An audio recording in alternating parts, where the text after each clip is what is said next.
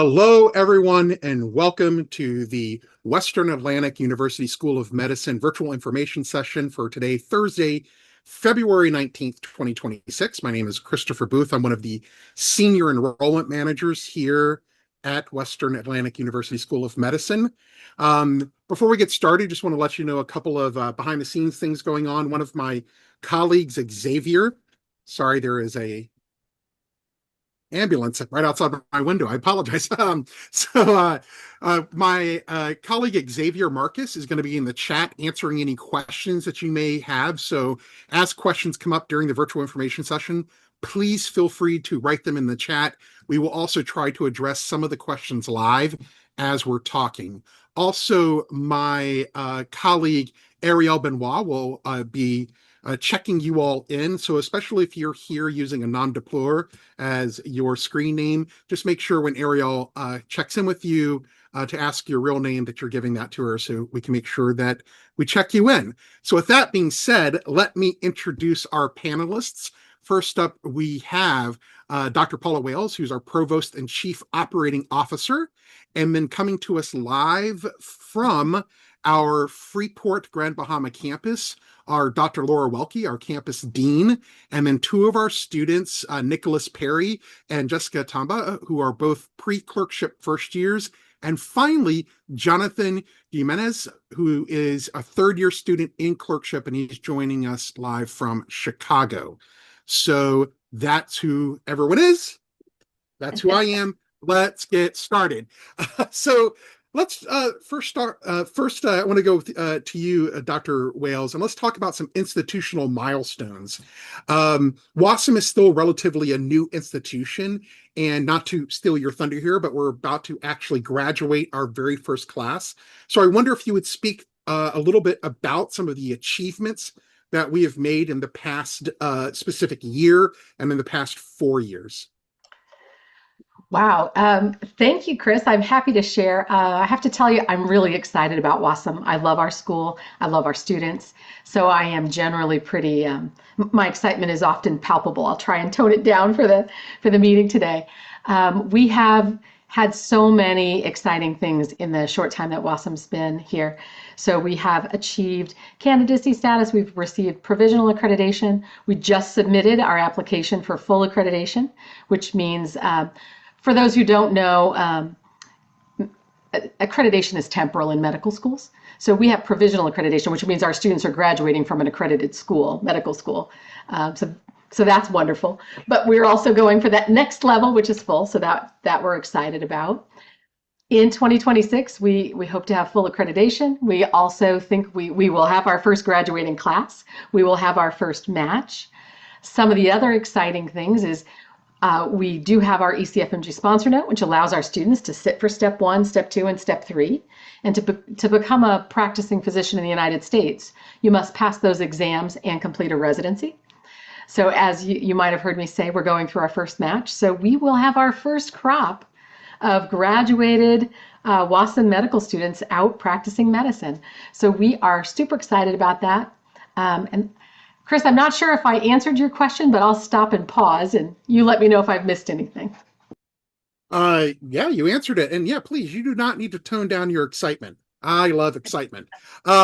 Well, you mentioned that with the SCFMG sponsorship note that our students are eligible to sit for USMLE Step 1, Step 2. Has the charter class taken those exams, and what have the outcomes been that you can share? Oh, I'm so glad you asked that question. Thank you for. You're welcome. I can't believe I didn't say it. So WASM, like most medical schools, we report our Step 1 and Step 2 results and our match results once a year. So we had we had Step 1 and Step 2 results in 2025. And for both of those, we had 100% pass rate for the first time takers, which is really pretty exciting. And we will report our next crop in July of 26 when we report out match. So we couldn't be more proud of our students. Amazing. Thank you. And, look, I don't want to do any spoiler alerts here, but what can you tell us about the upcoming match? Anything exciting? Any little tidbits of information? Yeah, so the upcoming match, we're very excited about the upcoming match. We have the students who are going, because of our size, we know our students very well. So we know every single student going through the match. We know what they are interested in. We've been helping them since really the very first semester to get their CVs as competitive as they could be for whatever specialty the student was looking for. We know how many applications the students have submitted. We know how many interviews they've had. We've given them mock interviews. Like, we're feeling really pretty good about the match. So we have some students who are interested in primary care, some students interested in surgery. We have students interested in OBGYN. We have them interested in PM&R, emergency medicine. So we've just got students interested in a whole variety of specialties. And I'm super excited. I don't want to say anything inappropriate, but I wouldn't be surprised if our match rate is as good as our step 1 and step 2 pass rates. So, and that's a pretty bold statement to say. That is a bold statement. That is a bold statement. You heard it here, follow folks. up with you later in the year. Before we move on, just a quick question to you, Dr. Wales, because you have this sort of bird's eye view of the organization. What do you attribute this the success of the WAUSM students to so far? Yeah, I'd say there's not one thing, but it's many things working together and working very well. So first and foremost, we get fantastic students, right? I can't say that enough. Our students they're bright, they're energetic, they want to do medicine and they want to learn. So they make that part of the school really fun. Right, so it's exciting that they want to learn. Our faculty are tremendous. They're world renowned in their specialties, and they worked very hard to develop a unique curriculum that helps our students learn in a very active way. I don't want to steal the thunder for the whole session, but the curriculum combined with the students, combined with the faculty, and combined with the support that we wrap around every single student really makes a difference for us. And I also think there's also some special sauce in there, and the special sauce is we're a new school, and we know that every single student matters. Every single student builds our reputation.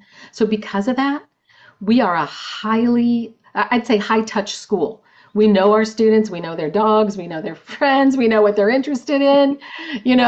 We just work together as a team to have this collective success. So it's really kind of special. It's a special place to be, I think. So I'll stop. Amazing. Thank you. Thank you for sharing. Dr. Welke, you have worked across many different medical schools in the US and the Caribbean. You could be said to be the Indiana Jones of our school. You've been everywhere. You've traveled everywhere. Dr. Welke, what do you believe defines the WAUSM difference? Well, good evening to everyone out there. We're so happy that you're here, and it's so great to be sitting here with our students and seeing Jonathan out there. So welcome to everyone. But I think what is so amazing about WASM is because what Dr. Wales said, we're a new school.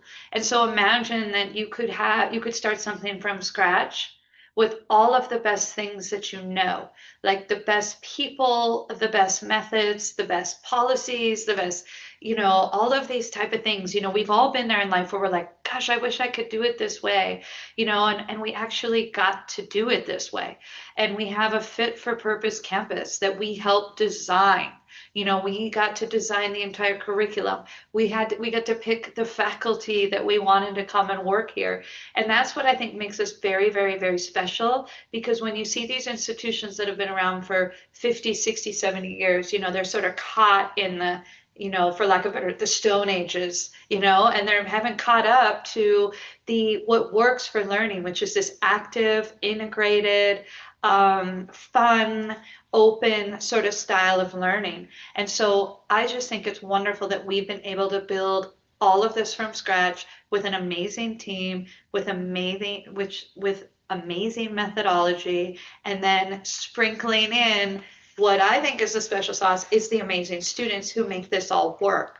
And it's so thrilling to see them succeed. And then we can look back and say, boy, this is really cool. And we've done this really well. Or we can flex and bend based on their feedback. So it's just phenomenal to be a part of this. Amazing, amazing. Thank you. And before we go to those students that have joined us, a quick question from the chat that I will posit to you, Dr. Welke. How friendly is our admissions process to non-traditional students? Oh, wow.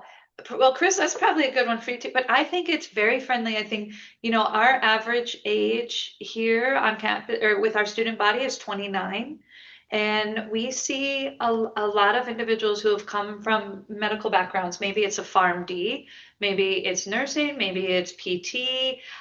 We've had all of these who have decided, I love healthcare and I love medicine. I want to take the next step and try and go for the MD. And why that enriches our culture and our population here is if somebody has a PharmD background or someone was a biology teacher or maybe a nurse, they all can help each other in their own little disciplines and really support each other. And I think we have in a sense of non-traditional, we have older individuals, younger, we have families, we have all sorts of different, type of students and learners.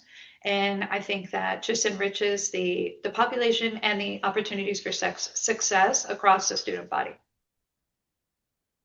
Awesome. Thank you so much. I really don't think I have anything to add other than to say to the people watching, as a senior enrollment manager, if you like what you're seeing here, you get more of this. We're all this friendly. If you don't like what you're seeing here, we will assign you to a different person who's not me. All right. So let's talk to some of our current students. So please, our student ambassadors, Jessica, Nicholas, and Jonathan, start with you, Jessica. Please reintroduce yourself. Let us know what undergraduate institution you came from. And here's a curveball. Let me know your favorite science word. Jessica, go. Okay. Hi, everyone. My name is Jessica Tamba. For undergrad, I went to Howard University in DC. And my favorite science word, wow. Surfactant. No, I'm kidding. We'll go with surfactant because that is what we're learning about this week. So surfactant. Amazing. And what was your major at Howard? Oh, sorry. My major was biology. Oh, awesome. No need to apologize. I did not ask that. So, Nicholas, let us know your full name, undergrad institution, what your major was, and your favorite science word. Okay. My name is Nicholas Perry. My undergrad institution was McNeese State University. I graduated in biological science. And my favorite science word right now is probably pericarditis. Ooh, okay. Nice. Oh, good. Nice. All right. And you both are first-year students, just to reiterate, correct? Yes, sir. Amazing. Jonathan, please let us know what year you are, your undergraduate institution, your major, your favorite science word, and since you're in Chicago, you got to tell us your favorite style of deep dish pizza. All right, so my name is Jonathan Jimenez. I am a third-year medical student here, living in Chicago. I would say my favorite science word would be probably sarcoidosis at the moment. That's what I'm going over right now. And honestly, all of them. For the deep dish, you can't go wrong. Amazing. And Jonathan, tell us, what made you choose WAUSM? For me, WAUSM, the main thing was the class size. So you really feel like you are at home with the faculty. There are so many faculty in regards, like when you do the ratio of student to faculty, there are so many people that you can actually talk to and access. That was one thing. The proximity, I'm from Florida, so it's right there. And the other thing is when I went there to tour the campus, it really felt like home. Like people were actually wanting to know who you are, where you come from. You were not just an MCAT score, you were not just a personal statement, but they actually wanted to know you. Thank you. And for you, Jessica, what was the sort of deciding factor for you? I would really agree with Jonathan. The class size really sold me. I know the type of learner that I am. I'm very hands-on and I love to have access to be able to go to professors and ask questions. And so the open door policy here on campus, like even if I'm doing work in the library and I have a question, I can pop into a professor's office quickly and go over something. And also the people, the students, everyone is really friendly and really willing to help you. Upperclassmen are always looking for ways to stop in our study room, explain things to us. They're open to having, we call it PLP or peer learning partner sessions, where our upperclassmen can help us with the material if we're having a hard time. So all of those things really drove me to choose WASM. And I mean, who doesn't want to go to school in the Bahamas? This is definitely the experience. Yeah. To say that you get to go to medical school in the Bahamas. So, yeah. Amazing. And how about for you, Nicholas? For me, I chose WASM because I knew a friend who was here in the Bahamas whenever I was still in undergrad, and he only had positive things to say about the school. So then I looked into it further and I came on the tour, and I really wasn't sold until I came on the tour and I toured the facility and I met some of the faculty and I talked to some of the students, and it was literally only positive things to say about the school, and I can say that now. And also, I went to a small high school, I went to a small college, so I'm used to that small class size, being able to talk to your professors and getting to know them. And anytime you have trouble, like we can go to office hours here if we're struggling with a class. And it truly makes a difference. It shows in your grades, it shows how you feel about medicine. Like I know I'm excited every day to come to class, and I've never been able to say that before. Yeah. It's awesome. Amazing. Thank you so much. Dr. Welke, I wonder if you would provide us a brief overview of the pre-clerkship curriculum and talk a little bit about how it prepares students for their long-term career in medicine. Yeah, sure. So the pre-clerkship program is here in Freeport, and you're going to do 5 semesters, and that's going to be 20 months. Our semesters are 15 weeks. And so you'll come, and in your each semester has 2 courses. And so we have a Foundations of Medicine course and a Patient-Centered Care. So our curriculum is not designed like where you have an anatomy course and a physiology course and a biochemistry course. We don't do that because that's not how the human body is, and that's not how medicine is. So we have in our Foundations of Medicine course, we have units. So for example, in semester 2, we have cardiovascular unit, because that's what they're in right now, and then respiratory unit and renal unit. And it's not, and we're teaching in the form of like a disease state. So hypertension or arrhythmias or interpretation of EKG workshop. And so the students are going in and they're getting everything wrapped together. They're getting the anatomy and the physiology and the pharmacology or the bio in wrapped together. And we tell the students, like, challenge us to ask us, why should I care about this? Like, wow, this biochemical pathway is so difficult, but why should I care? And we'll tell them exactly why it's related to metabolic syndrome or something like this. And so we tie everything back to the patient, and we try and do our best to do that. And so that's the foundation. That's sort of the classroom activity. And in that classroom, there might be an MD, a PhD, or other, and students are doing a little bit of pre-work before, and then we're going in and solving problems, answering questions, and that type of thing. So let's say they're in the cardiovascular unit and they're learning about arrhythmias or heart sounds. So they're doing that in the morning, and then in the afternoon, they're going to come into this space for patient-centered care. And it's completely logical in that they're coming in here and they're going to use the mannequins and practice with the heart sounds and put the knowledge to the physical exam. And so they're just relating all together why that foundational science matches the physical exam and what that means to the patient. And so I think it's really exciting and really unique. And I really think we've done something, like I said, really unique and special here with that. And I can talk all the time, Dr. Wales and I both said this, we could talk forever about curriculum, but I think I'll stop there and we'll continue with what you have next. Yeah. Yeah, awesome. Well, I want to take what you just said and actually want to direct a question to Jonathan. So, Jonathan, you're in your 3rd year now. How did you feel like your first 2 years set you up for your 3rd year? It was huge. The first 2 years is where you actually learn how to study. It sounds a little funky when you say that, but you need to learn how to intake so much information and break it apart. So, Mm, and I want to go back to what Dr. Walkie was saying about the PCC.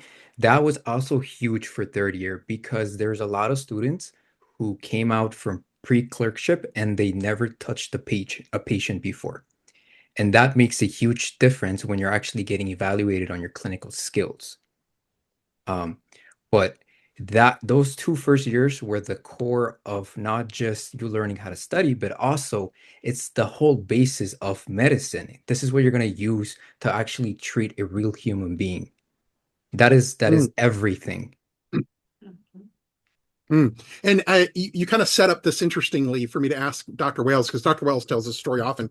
Dr. Wales, what was the story that you told about St. Anthony's and what happened after the first semester of our students going there? Speaking of being set up with PCC for success. Well, thanks for Chris. You asked me such great questions. I love this story. You're welcome. So there are a couple of exciting stories about St. Anthony. So St. Anthony is a hospital in Chicago where many of our students go to do their third year rotations, their required clerkships. And after our students got there, there are a couple of stories. So I had faculty calling me and telling me what a great job our students were doing. But I also had a member of the charter class call me and say, oh, I was in surgery today and I got to be first assist. And they were straight from the island. And being first assist in surgery is a pretty big deal for a medical student. On day one, it's almost unheard of. But the reason it's happening is our students have excellent clinical skills when they leave. And so they hit the wards or their clerkship rotations, and they're really highly skilled. But beyond being highly skilled, they're curious, they're problem solvers, they ask questions. They say, no, how does this impact the patient or how does that impact the patient? And so the faculty on the other end, it's fun teaching when someone's asking you questions and they're excited about what they're learning.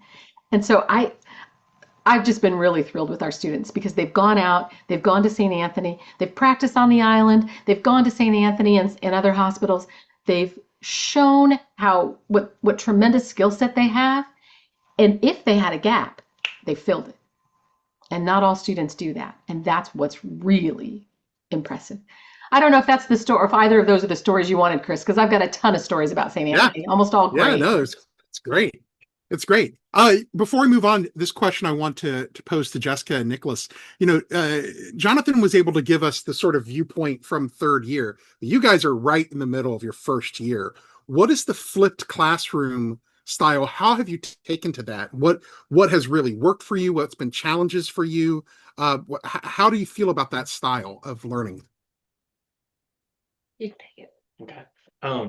For me, also what Jonathan said that I resonate with a lot is learning how to study. Like you think you know how to study, studying for the MCAT and studying for undergrad, but it's just you take on like a whole different persona once you enter medical school. Like you see everyone here studying, and it's just something that you do. Like one, the information is what you want to study, it's what you're interested in, it's what you love. So it's very easy to study and very easy to dive into it. Like I have people ask me all the time, how do you study for 8 to 10 hours? And it's like I don't even realize it's that long. Yeah. But the flipped classroom, I really like it because we're given pre-work, like we're given our notes and we study them before we go in. So you go into class already having an understanding of the information, and whatever you don't understand, you get to ask the professor, hey, like I'm not really understanding this. Can you please explain this to me in different words or different terms? And our faculty is the best at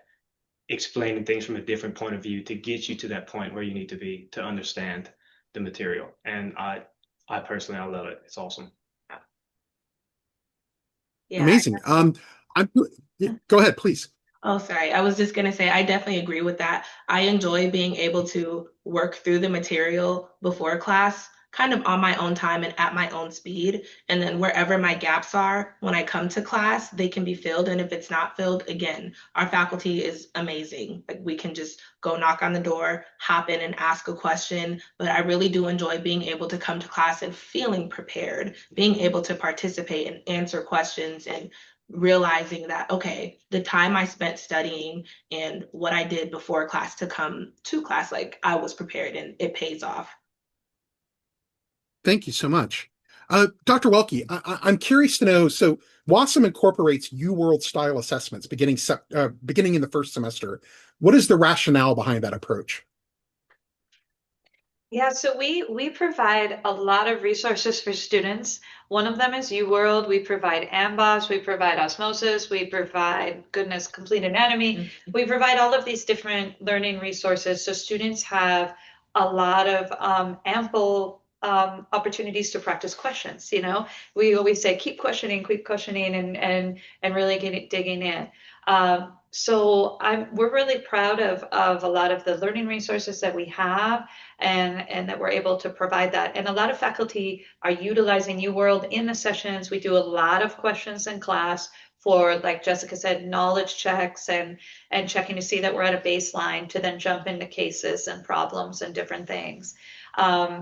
Yeah, so that's what I'll say about that. Amazing. And kind of now jumping into one last thing about the pre-clerkship. I'm curious if you would speak, Dr. Welke, and about the simulation lab and how it's embedded into the curriculum. Yeah. So I mentioned that we have two courses. We have the Foundations of Medicine and then Patient-Centered Care. And so the patient-centered care is where, and this is, we start students off right away in semester one. I mean, it might be week 3, they might be exposed to their first simulation. So, you know, I think all of you out there are familiar with like flight simulators. You probably want your pilot to have a flight simulator before they're flying the plane. So behind us, we have 4. Probably we'll do the reveal right there. We have 4 simulation bays with what we call an Apollo 3G. They're high fidelity mannequins. And these mannequins can seize, they can breathe, they can talk, they can sweat, they can, you know, they can take blood pressure, you can run an IV. And so here we are, there's our simulation lab. So the students work together collaboratively as a team to solve a problem. And so you see CPR, there might be intubation, you see the blood pressure, and even there's a crash cart there. They can take crash cart, and then this is our heart sounds. So this is our heart sound simulator where students can practice. Students can come in. Here's our mat resuscitators. So this is heart, bowel sound, lung sounds. And then we have our actual patient program. So these are real patients or standardized patients that act out different scenarios, and students have the ability to take a history, physical, practice their clinical skill exams, and then other students can observe and learn as the process is going. We also have professional patients that may come in that actually have some sort of ailment, maybe a heart murmur or some other. We've had diabetic patients come in, and then students can actually interact with those patients. So it's really valuable. We start this right away in semester 1 because, like, as Jonathan said, it's huge. Like, this is what you're going to be doing. I mean, that's the dream. You want to go out and help people, and you need to learn how to interact in an environment quickly, efficiently, appropriately, compassionately with a group, you know, because this isn't a singular sport, it's a team sport. And so it's just so valuable. And as they go through PCC, the cases may get harder or more complicated. And then hopefully, you know, our mission is then they get to clerkships and they've done all this. They're like, oh yeah, I've been in these environments and I know my clinical skills. And from what Dr. Wales and Jonathan are saying is like, we're getting a lot of positive feedback that our students are prepared for that environment. Thank you so much.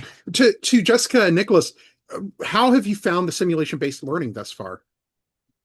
I love it, honestly. I like being able to come in and really apply what we're doing in class to something in person, because it's one thing when it's just words on a page or words in your notes. It's another thing when you are in the simulation bay and your patient is in VTAC and you're like, what are we supposed to give them? And so I like the rush of it, and I like that we're doing this in our first year. So by the time we do get to clerkship, I'm not going to be stressed or freaking out maybe as other students would be because they haven't experienced those things before. And even experiencing it with the standardized patients, I feel like my skills are getting better each time when we're interviewing patients and doing physical exams. And so I know by the time I get to clerkship, it's going to be a breeze. Thank you so much. And Jonathan, I know that you mentioned this before, but just to draw this line, how did the simulation lab set you up for success in third year? Because now you're working with live, real people. So I'm going to give you one example. Um, at Roseland Hospital, which is one of the affiliated hospitals with the school, that was the first ever code I had. We had a patient go into the CT machine and she coded. And then we had to take her out of the CT machine and start doing the actual code, like the chest compressions.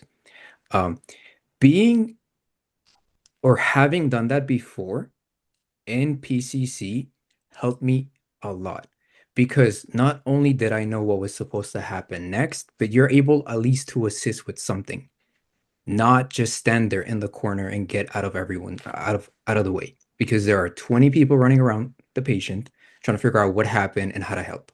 So that was huge. Just the prior exposure to that and knowing what to do and how it works, right? Because you had the ear physician leading everything, assigning the role. You're going to do vitals. You're going to do this. You're going to do that. It's the same thing in PCC as in real life. So it was huge. Thank you. That's very powerful. Thank you so much. Dr. Wales, that's a great segue. Dr. Wales, would you mind telling us a broad overview of the clerkship curriculum and how it prepares students for residency placement? Sure, happy to do that. So the pre-clerkship curriculum, there's 10 semesters at WAUSM. The pre-clerkship is semesters 1 through 5 in Freeport. Semesters 6 through 10 is where you actually go on the clinical wards and you spend all of your time with patients. So that happens in Chicago for us. So our students go to Chicago. In the third year, they primarily go through what are called the required clerkships. So it's 48 weeks of required clerkships. They spend 12 weeks in internal medicine, 12 weeks in surgery, 6 weeks in family medicine, 6 weeks in OBGYN, 6 weeks in pediatrics, and 6 weeks in psychiatry. And those are kind of the 6 core requirements that all medical students do, and our students do those as well. Then you slide into the fourth year. When you slide into the fourth year, if you ask me, that's where it gets really fun. So the first 5 semesters are very prescribed. Everyone goes through lockstep. Third year is a little different because you have to take these 6 clerkships in different order. But once you get to the fourth year, then it's elective time. And elective time means students get to tailor the curriculum to what they want to match into. So like, for example, we've had a couple of questions in the chat about surgery or cardiothoracic surgery. So that would be the time where you might do things that would make you very competitive for the residency match. So I tell students, electives are worth their weight in gold. And every student is different. So there might be a student who says, I want to be a cardiothoracic surgeon. There might be a student who says, I don't care what kind of doctor I am, but I have to live in Colorado because my wife will kill me if we don't move there. Or, so it depends on what the student wants. And so we're able to help the student achieve his or her goals or their goals, whatever they might be. So that I think is what's really important about the fourth year. And because we are a very high touch school, we know our students well. I remember Jonathan when I took him around on his tour, actually. So we know our students very well. We start working with them from the very beginning. We know what they want to match into, and we help them create a fourth year that will help them match. Then we reach out to our friends and say, if Jonathan wants to match if he wants to go back to Florida and he wants to match into, I'm going to pick internal medicine in Florida, then we know people who we can put him there with to do a rotation in the fourth year.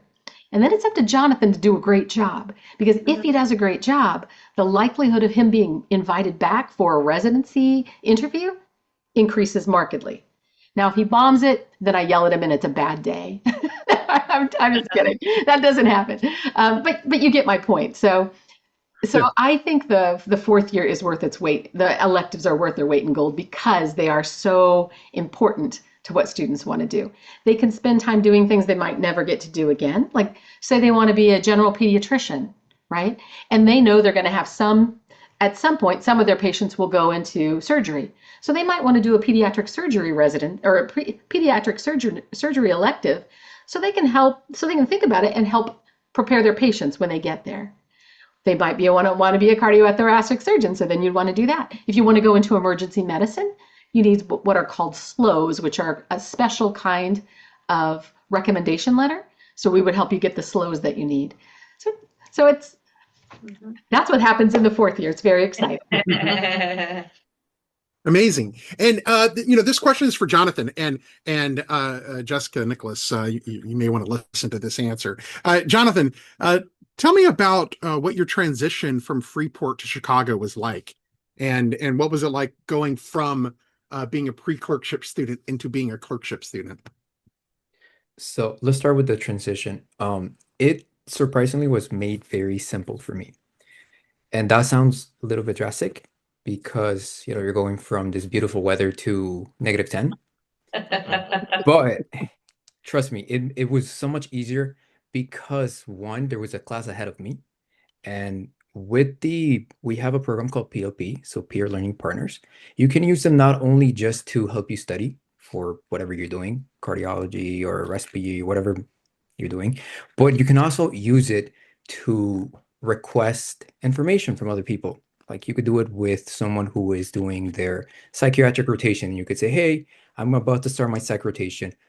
Who did you have and what are some pointers? So what I did was I used that as help with finding a place to live. So I would reach out and say, hey, like, what is your experience with this place versus that place? Transportation was huge, and it was made so much easier because in Chicago, you don't have to have a car. There's the train, there's the metro, there's the bus, you can get on a bike, you can walk. There's so much access to public transportation. So that was made so much easier. And by reaching out to someone, I was able to learn that there's a pass, you pay $70, and you can take public transportation for the whole month on anything you want. So there's that. In regards to switching from a study point of view, it's very different. So like you guys were saying, you have your pre-work, you do your reading, you show up, you ask questions, right? It's very different because now you don't have someone giving you a curriculum. Now you don't have well, there is a curriculum, but now you don't have a specific way to do things. It's up to you. So you go to the hospital, let's just say you pre-run on the patients, you do your rounds, you get home, you finish, let's just say it's 4. You get to decide what to do next. Are you going to do UWorld and do some questions? Or are you going to stay in the hospital and go talk to someone, get more experience with the patients? It's up to you. You have the freedom to do what you want and what best suits your learning type. Some people would spend the whole day in the hospital because they learn by talking to the patients. Other people would just go home and do questions. So that is the biggest change between the two of them. Instead of having a great outline of what to do, you decide what to do, what is best for you. Because at the end of the day, the goal in clerkship is to pass the shelf exam when you're doing the respective blocks. Amazing, thank you. And before we get back to Freeport, I kind of a question for both you, Jonathan, and Dr. Wales. So one of the unique things about WAUSM is that we offer 3 starts a year: January, May, and September. And I know, Jonathan, you were a May start. So first off, I would like to hear, Dr. Wales, why the 3 starts? What are some of the advantages of the 3 starts? And then, Jonathan, how has that experience been for you? Since one of the questions in the chat was about non-traditional students, and starting med school in May is fairly non-traditional. So, Dr. Wells, what are some of the value assets of some of the 3 starts that we have? Sure. So I can argue that any start, whether it be January, May, or September, is the best, right? Depending on what your own desire is. So a September start aligns with the traditional end of undergrad, which is usually the May-June time, and then you have a couple months off and then you start. So that's the traditional academic path in the United States. So September works beautifully for that reason. If you start in January, right, you could theoretically finish in 3 years, because you could, if you go through without taking any breaks whatsoever, which I don't recommend, but there are some students who want to do that. You could do that. And so you can race through it. If you start in May, you have a little bit more flexibility and you actually have a little more time. So you could take a little more time off if you want to study for step one. You could take a little more time to study for step two. You could take a couple more of those electives that I've said are worth their weight in gold. You could take time off to do research. So each one of the starts has benefits, and the benefits are all individualized. It's each person what they want out of their medical education. Awesome. Thank you. And Jonathan, what was the May start like for you? So it was great because when you have three different dates to start, you can personalize it to you. So if you are ready to start medical school right away, you can. If you need some time off, you can. In my case, I took a gap year. I shadowed one of my local family physicians in Plantation, Florida. And I just said, I just want to take some time, stay here for a year, learn as much as I can. That way, when I start medical school, I feel like I am ready. That was great for me. It allows flexibility and it gives you better choices, as Dr. Wells was saying. It allows you to decide how quickly you want to finish and also how much time can you spend to study for your step one and step two. Amazing. Thank you so much. Thank you so much for that perspective as well. So I'd like to return back to our group in Freeport. And I have a question, and I want to pose this question actually to Jessica and Nicholas first, and then would love to hear your follow-up, Dr. Welke. And that is, WAUSM at its core is designed for student success. And I'd like to hear from Jessica and Nicholas how the academic support system has helped you, what the learning resources are at your fingertips, and the preparation tools that have been made available to you. Yeah. There's so many, but one of my favorite is the peer learning partners. All last semester and even this semester, I use one of the upperclassmen for POP, and it's basically a tutor. But it's amazing because, again, you get a different point of view. You get that personalized hour to 2 hours to sit there and deep dive on whatever you're not understanding, why you're not understanding it, or even if you just want to do practice questions. They're amazing at that. It also gives them the opportunity to go over past material, and they love that because who doesn't love to be refreshed on material? And then another thing is every week or every 2 weeks, we do CAS sessions, we call it, where we do practice questions. We sit there and we reflect on what study tips or different ways to study if you are struggling, just to help you do better on quizzes and tests.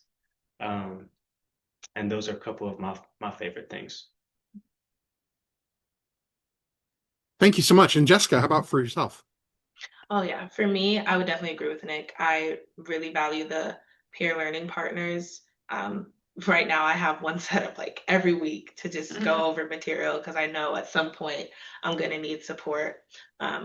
I also really value, like I've been saying this whole time, really being able to just pop into the professor's offices and ask questions and get that hands-on like time. And yeah, I would say those methods of support really do help me to be successful. And also, like how Nick was talking about with the CAS sessions, I think in the beginning of the semester, I was kind of struggling with the cardio, and I made a meeting with the director of CAS, and she was able to just talk through me personally with things that I was doing, and we were able to like tweak my methods, and that helped me be successful on our past exam. And I'm going to try that method going forward with our next unit. And so I'm hoping to only go up from there. So there's a lot of support and ways to tweak and fix things early to get you where you want to be. You don't have to struggle and muddle through things all semester and like by yourself. You're not in this alone. And there's so many people that want to come along and hold your hand and help you figure things out. So Thank you so much. And to you, Dr. Welke, how are those resources incorporated by the faculty into teaching? I'm sort of asking a bit of a loaded question here because I want to just offer my personal opinion here. I think one of the things that WAUSM has that's amazing is how integrated our student affairs and student success is in with the faculty and the learning. But I'm curious to hear from you, Dr. Welke, how the faculty incorporates those student resources into their day-to-day teaching. Yeah, thank you. And I think the best example is what Nicholas said about CAS sessions. So what he means by CAS is Center for Academic Success, so CAS. And so the center is and Dr. Wales and I talk about this all the time. It's not just a place, it's a community. And so our faculty are part of CAS. Students are part of CAS, PLPs, the peer learning partners are part of CAS. It's this wraparound support model. And so what Nicholas was saying is we have CAS sessions built into the curriculum. And so these are just in time sessions. And so faculty will say, I want to do a CAS session. I really don't think that I hit my mark on surfactant or whatever. And so they might, or respiratory, whatever it may be. So they might hold a CAS session, which is sort of like just in time knowledge check review. Let's go through some questions. Are we all getting it? And I love doing the CAS sessions. I teach at Brain, and I just did a CAS session this week, and we just work through questions like, okay, let's dissect the question. How did you figure this out? What jumped out at you about the questions? So it's really refining study skills, it's refining time management, it's talking through things. And I think that, and all the faculty participate in it, all the students participate. And so it's just a really awesome, really sort of community and resource that we have here. Awesome. Thank you. Dr. Wells, did you want to add something to that as well? I do. Thank you. So I've been at a couple different medical schools. So I've worked at the Indiana University School of Medicine. I've worked at Ross. I started the Nova Southeastern University MD program, and now I've been here. And in all those places, we had student support or resources. And I can tell you that WAUSM has some unique things. So you've heard about the unique sort of people resources. So you can walk in and talk to faculty at any time. You've got PLP sessions, you've got CAS, you've got other students that help one another. So we've got all the people, but we also have a tremendous amount of electronic resources that are at students' fingertips, and they're free for students, right? I mean, you pay tuition, but at other medical schools, you pay tuition and you don't get these things. So our students all have everything, every part of our curriculum is put into Canvas. So what that means is students log in and they know exactly what they're supposed to read that day, exactly what they're supposed to do. Even Jonathan will have a connection while he's in clerkships. He'll have parts of Harrison's he's supposed to read in it, and he'll click on the link and it'll take him directly to the chapter he's supposed to read. He doesn't even have to go pick up the book and find the place. There's a link. There are links to videos. There are links to audios. There are links to animations. And so our students have everything on Canvas. They have access to osmosis. They have access to AMCAS. They have access to complete anatomy, though that's not used all that much. And they have UWorld, right? Providing UWorld to the students is a big deal. That's not happened at any other medical school that I've been at. We also have every bit of our library electronic. So what that means is I can use my phone, I can pull up Canvas on my phone, know exactly what I have to read, and everything is linked right here. So I don't have to go pay for textbooks. I don't have to lug textbooks around. Fits right in my white coat pocket. So we have some resources that I think are amazing that I don't even know if our students realize, because they've started here as medical students, and that's just part of what they get. But I bet Jonathan's seen it on clerkships. I bet other students from other schools don't have what we have. So I get excited. Well, that feels like you're queuing Jonathan up to tell us what he has access to. So Jonathan. Yes, so two things I want to mention is the first one, the UWorld is huge. I haven't met another student who has access to it. And every time that I see someone else on it, they have to take money out of their own pockets to pay for it. So that's huge because UWorld is the gold standard for the STEPS exams. And from my personal experience, it also highly correlates to the scores you get on the shelf exams. So that's huge. The second thing is the AMBOSS. I have AMBOSS on my phone. When you're rounding on patients on the floors, it's huge. If they're talking about something you don't understand, you pull out your phone, You go on AMBOSS, you look it up, it's all right there. Thank you. Thank you. And then one last question before we sort of close this like little chapter that we're in. You've mentioned all of the uh, academic things that are available to students, but Dr. Wells, I wonder if you would also mention the other support systems that WASM offers to students outside of academics. Sure. So our student services, I think, is very strong at WASM. So not only are there the academic support, there is career advising and career placement work from semester one. Every student knows Mm, Danielle, and every student's been sat through her presentations and been given homework by her. And it's not academic; it is really to get them to residency. Um, there's a whole student affairs team on island that students can go to at any time. There is a student hub on Canvas that students can access, and it has all sorts of information like what immunizations do you need, all the way to what kind of neighborhoods do you want to live in Chicago? How do you get a bus pass in Chicago? Like all those sorts of things. We have our own counselor who is a mental health counselor for students. And she is physically on the island, so students can walk into her office at any time.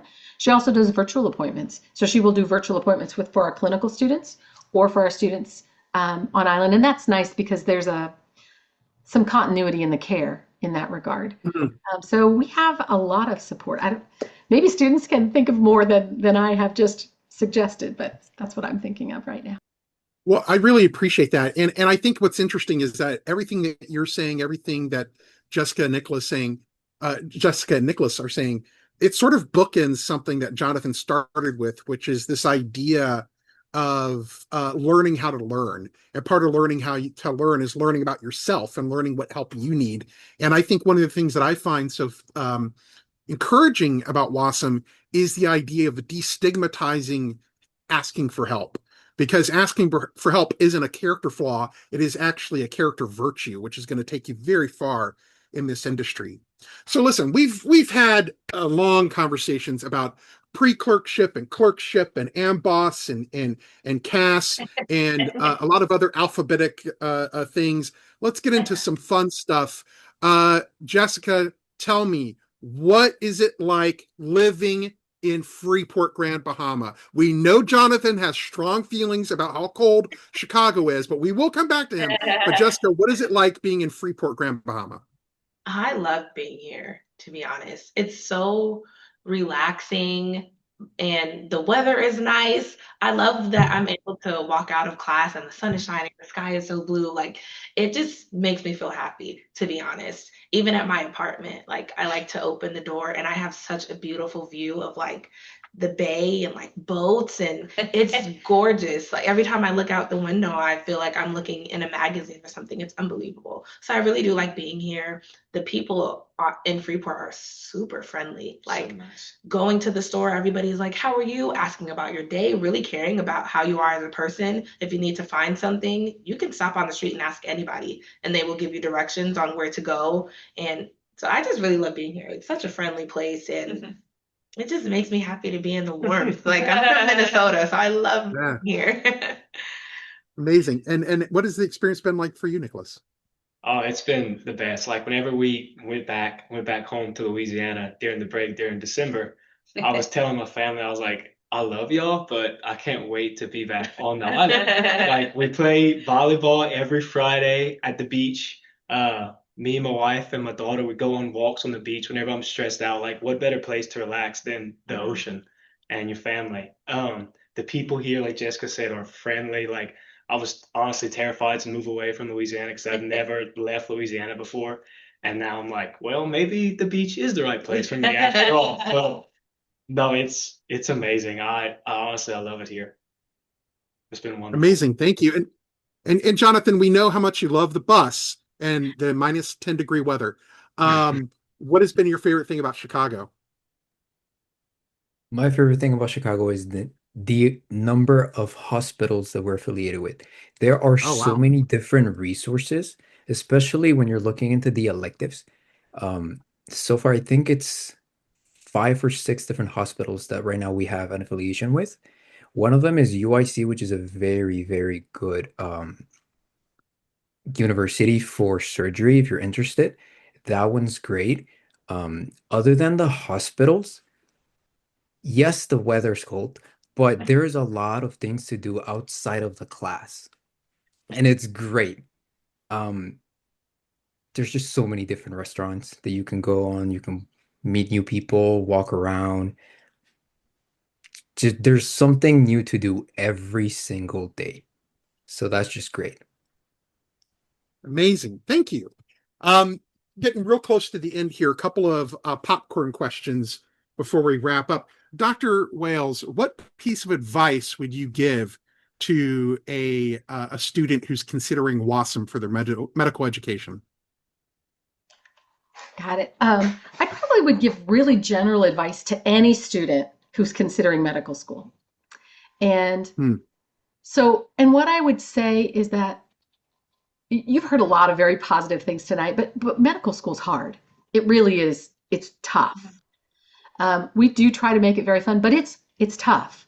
There are long days, there are hard days, and you as an emerging medical student will have those rough days. You'll have rough days, you might have rough weeks, you might have rough months, you might have rough topics.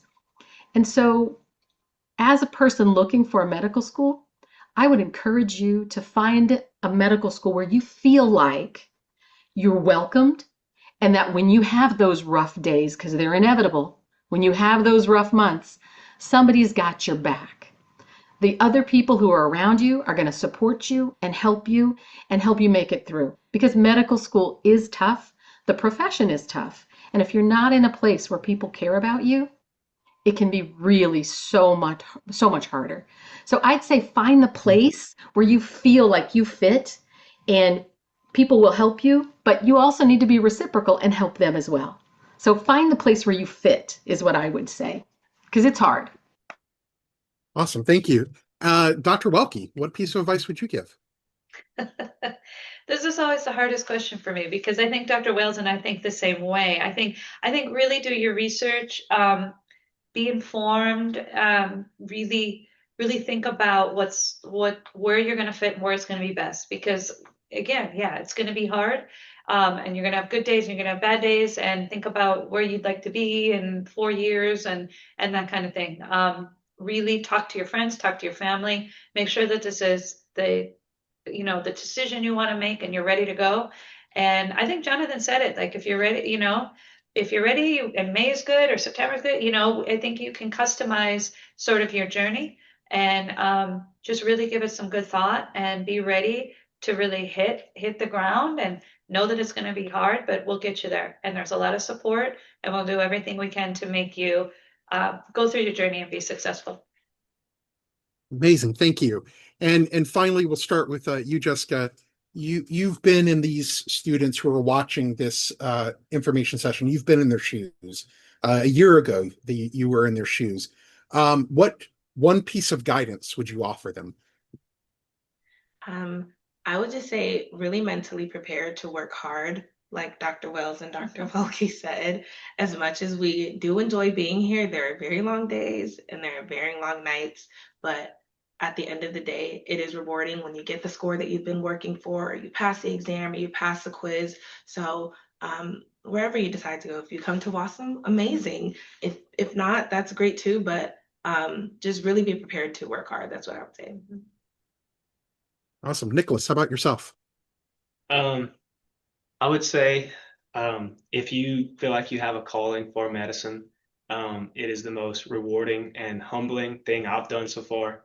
And if you feel like it's right, if you feel like you actually have a calling for it, then to embrace it and do it, and don't be afraid to step out of your comfort zone. Because I was terrified too, and it has been the best decision I've made was to attend medical school, especially WASM. But yeah, that'd be my advice. Thank you. And Jonathan, outside of wearing a big coat in Chicago, what's your one piece of advice?